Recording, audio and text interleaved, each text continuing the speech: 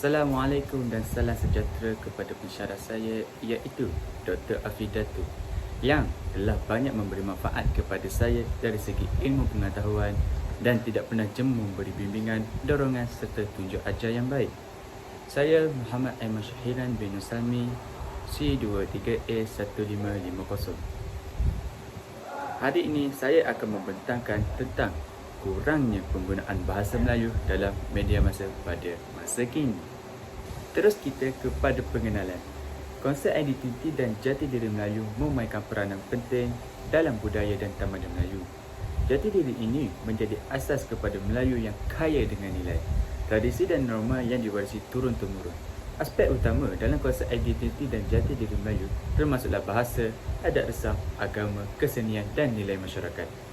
Sambungan kepada isu semasa, identiti dan jati diri Melayu sering menjadi tumpuan dalam menangani isu semasa. Beberapa isu berkaitan termasuk globalisasi, teknologi dan cabaran kemodenan. Globalisasi memberi impak kepada pelestarian budaya Melayu, manakala teknologi dan kemodenan membuka ruang penerimaan dan penyesuaian baru dalam identiti Melayu.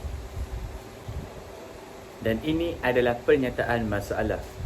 Dalam era globalisasi yang dipenuhi dengan pengaruh budaya asing, telah berlaku peningkatan yang ketara dalam penggunaan bahasa asing dalam media masa, seperti televisyen, radio, akhbar dan media sosial. Fenomena ini telah menimbulkan kebimbangan terhadap kemerosotan atau menjejaskan penggunaan bahasa Melayu dalam media masa dan juga implikasinya terhadap pengekalan bahasa dan budaya Melayu sebagai asas jati diri. Secara returnnya, konsep ini merupakan satu perlembagaan atau pegangan yang sebenar kepada individu yang merupakan bangsa Melayu itu sendiri. Antara faktor utama yang menyumbang kepada kemerosotan penggunaan bahasa Melayu dalam media masa ialah globalisasi. Globalisasi membawa pengaruh budaya asing yang kuat, termasuklah penguasaan bahasa asing seperti bahasa Inggeris dalam media masa semakin banyak kandungan media, terutamanya di platform digital di media sosial. Disampaikan dalam bahasa asing menyebabkan pengurangan ruang untuk penggunaan bahasa Melayu. Terdapat 3 persoalan kajian yang telah saya kaji. Soalan pertama, bagaimanakah penguasaan bahasa asing, khususnya bahasa Inggeris dalam media masa mengurangkan ruang bahasa Melayu untuk disampaikan dan digunakan secara meluas dalam kalangan masyarakat Melayu? Untuk soalan yang kedua, bagaimanakah kemerosotan informasi dan maklumat dalam bahasa Melayu di media masa menjejaskan pencapaian dan kesesuaian maklumat pada segmen masyarakat yang tidak mahir berbahasa asing? Dan soalan yang ketiga ialah bagaimanakah kemerosotan penggunaan bahasa Melayu dalam media masa akan menjejaskan usaha mengekalkan dan memelihara warisan budaya Melayu termasuk kesenian, adat resam dan nilai tradisi. Dan ini adalah objektif kajian bagi jawapan menyelesaikan persoalan kajian tersebut. Jawapan bagi soalan pertama ialah ketidakseimbangan kandungan media. Media masa yang didominasi oleh bahasa asing cenderung untuk menyiarkan lebih banyak kandungan dalam bahasa asing. Ini termasuk program TV, filem, muzik dan media sosial. Akibatnya, ruang penggunaan bahasa asing Melayu dalam media masa menjadi terhad, menyebabkan kurangnya akses dan pengetahuan kandungan bahasa Melayu dalam kalangan masyarakat Melayu. Seterusnya, jawapan bagi soalan yang kedua ialah kekurangan kesesuaian kepada budaya tempatan. Kandungan dalam bahasa Melayu cenderung lebih sesuai dengan budaya tempatan masyarakat Melayu. Kemerosotan informasi bahasa Melayu dalam media masa boleh mengakibatkan kurang kesesuaian dengan budaya tempatan, menyebabkan segmen masyarakat yang tidak mahir berbahasa asing berasa terasing atau tidak termasuk dalam konteks maklumat yang disampaikan. Dan bagi jawapan yang soalan ketiga ialah kurangnya menghormati adat resam.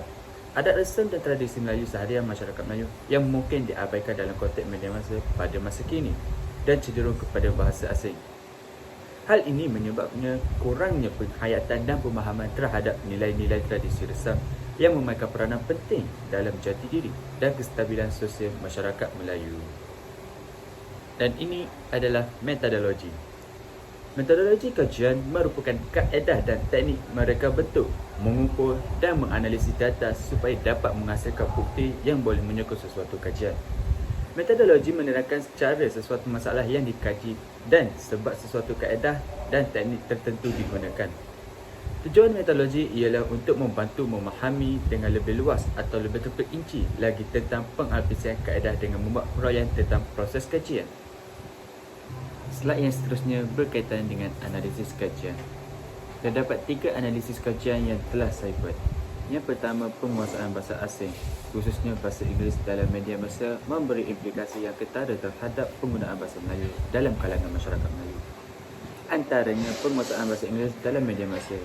Kajian menunjukkan bahasa Inggeris mendominasi ruang media massa, termasuk televisyen, radio, akhbar dan media sosial. Pengaruh globalisasi telah memperkukuh penggunaan bahasa Inggeris sebagai bahasa komunikasi utama dalam konteks media massa. Bagi analisis kajian yang kedua ialah mengenai kemerosotan informasi dan maklumat dalam bahasa Melayu pada media massa.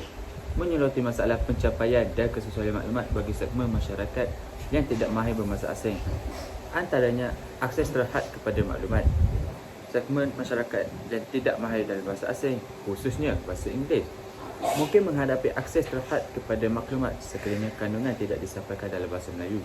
Ini mungkin termasuk maklumat penting tentang pendidikan, kesihatan, undang-undang perkhidmatan awam dan isu penting yang lain. Dan analisis yang terakhir ialah mengenai kemerosotan penggunaan bahasa Melayu dalam media massa memberi implikasi yang ketara kepada usaha memelihara warisan budaya Melayu, termasuk kesenian, adat resam dan nilai tradisi. Antaranya kesenian, kemerosotan penggunaan bahasa Melayu dalam media massa menggunakan ruang promosi dan menonjolkan kesenian tradisi Melayu. Seni seperti tarian, muzik, teater tradisional dan acah mungkin tidak diberi perhatian secukupnya dalam media massa yang cenderung menggunakan bahasa asing. Kurangnya pendedahan kepada kesenian tradisional ini boleh mengakibatkan kemerosotan minat dan penghormatan terhadap warisan kesenian Melayu. Melalui analisis kajian yang dijalankan, jelas menunjukkan bahawa kemerosotan penggunaan bahasa Melayu dalam konteks media massa telah memberi impak yang besar terhadap ketokohan seni tradisi, penyampaian adat resam, penghormatan terhadap nilai tradisi dan usaha mengekalkan dan menginovasi warisan budaya Melayu. Kita semua mempunyai tanggungjawab untuk memelihara kekayaan warisan budaya Melayu dengan mengambil langkah yang sewajarnya. Kita dapat membantu memastikan kesenian Melayu, adat resam dan nilai tradisi terus hidup dan dihormati oleh masyarakat hari ini dan akan datang. Setakat ini sahaja pembincangan saya. Sekian, terima kasih.